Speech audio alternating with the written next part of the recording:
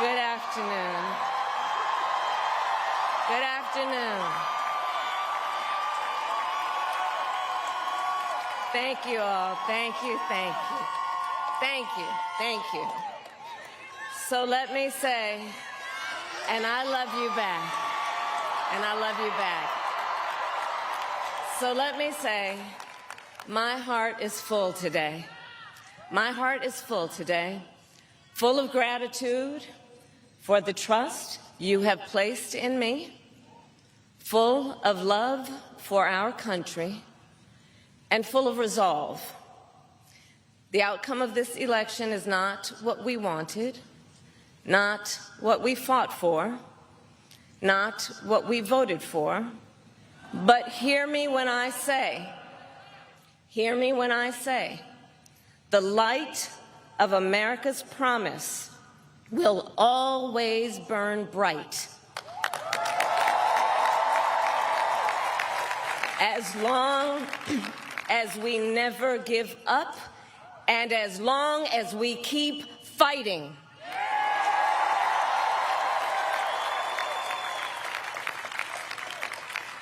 To my beloved Doug and our family, I love you so very much.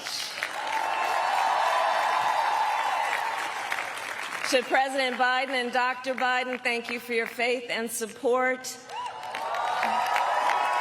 To Governor Walz and the Walz family, I know your service to our nation will continue. And to my extraordinary team, to the volunteers who gave so much of themselves, to the poll workers and the local election officials, I thank you all. Look, I am so proud of the race we ran, and the way we ran it, over the 107 days of this campaign. We have been intentional about building community and building coalitions, bringing people together from every walk of life and background, united by love of country, with enthusiasm and joy in our fight for America's future. And we did it with the knowledge that we all have so much more in common than what separates us.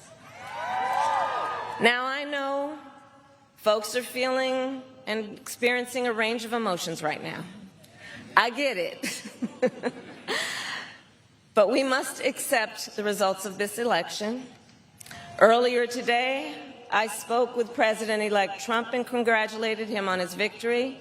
I also told him that we will help him and his team with their transition, and that we will engage in a peaceful transfer of power.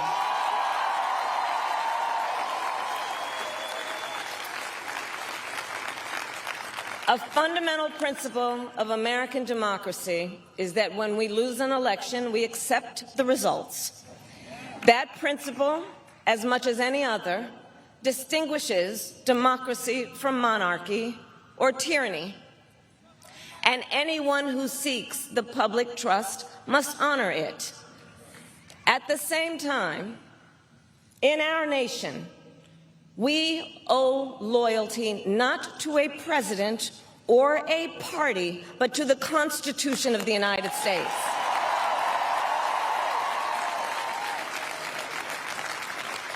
And loyalty to our conscience and to our God.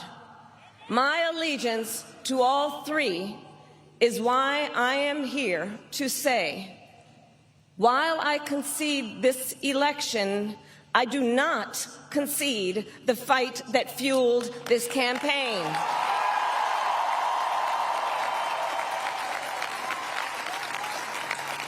The fight for freedom, for opportunity, for fairness, and the dignity of all people. A fight for the ideals at the heart of our nation, the ideals that reflect America at our best. That is a fight I will never give up.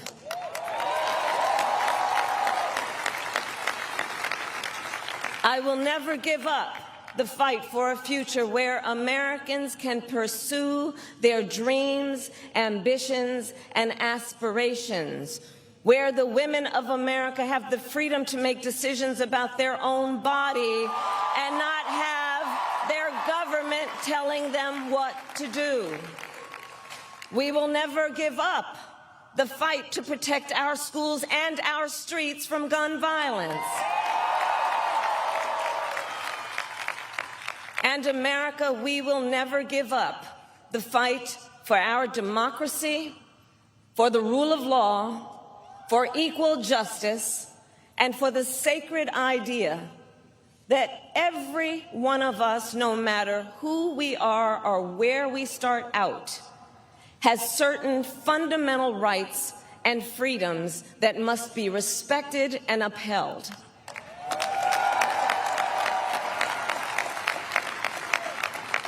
And we will continue to wage this fight in the voting booth, in the courts, and in the public square. And we will also wage it in quieter ways, in how we live our lives, by treating one another with kindness and respect, by looking in the face of a stranger and seeing a neighbor, by always using our strength to lift people up, to fight for the dignity that all people deserve. The fight for our freedom will take hard work, but like I always say, we like hard work. Hard work is good work. Hard work can be joyful work. And the fight for our country is always worth it. It is always worth it.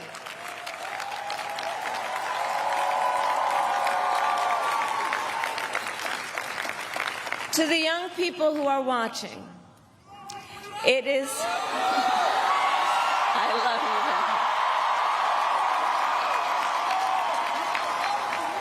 you. To the young people who are watching, it is okay to feel sad and disappointed, but please know it's going to be okay. On the campaign, I would often say, when we fight, we win. But here's the thing. Sometimes the fight takes a while. That doesn't mean we won't win. That doesn't mean we won't win. The important thing is don't ever give up. Don't ever give up. Don't ever stop trying to make the world a better place. You have power. You have power. And don't you ever listen when anyone tells you something is impossible because it has never been done before.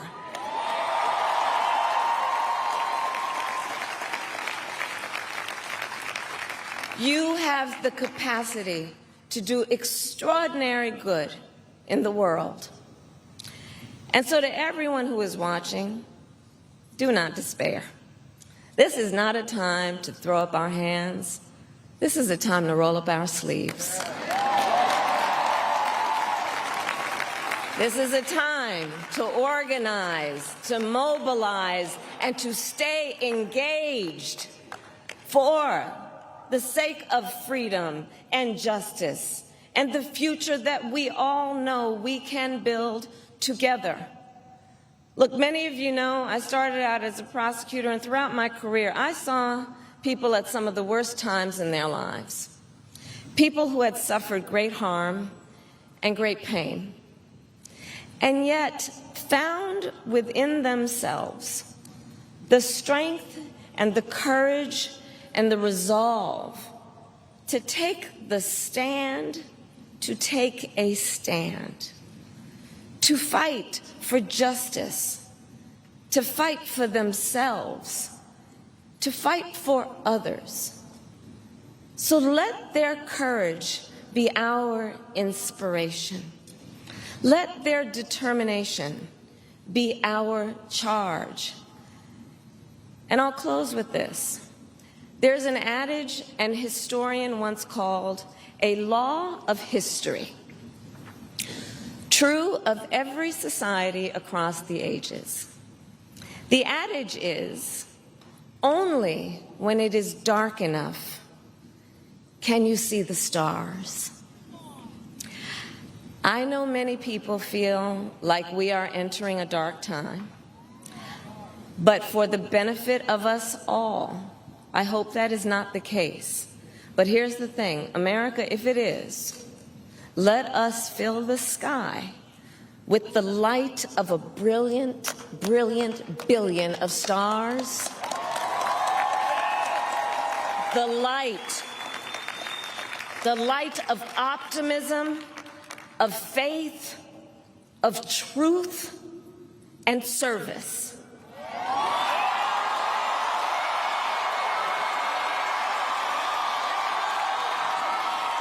HU.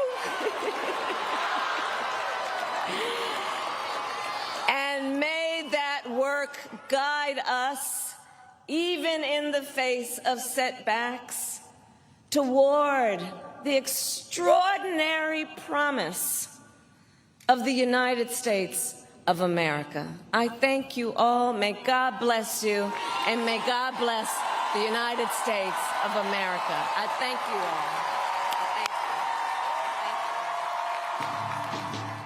About 11 minutes, Kamala Harris speaking there at Howard University. There is her husband, Doug Emhoff, greeting her as she walks off the stage and walks into a future, well, we don't really know what holds for Kamala Harris or when we'll see her again, if we'll see her again. The speech, as she opened up, saying it's not what we've wanted, not what we voted for, continuing on, saying she will never stop and keep fighting. At one point, her voice did crack. Not really sure at the end there where she was sort of telling a little story. All I could think was, with the stars in the sky, she is one heartbeat away from the sitting president.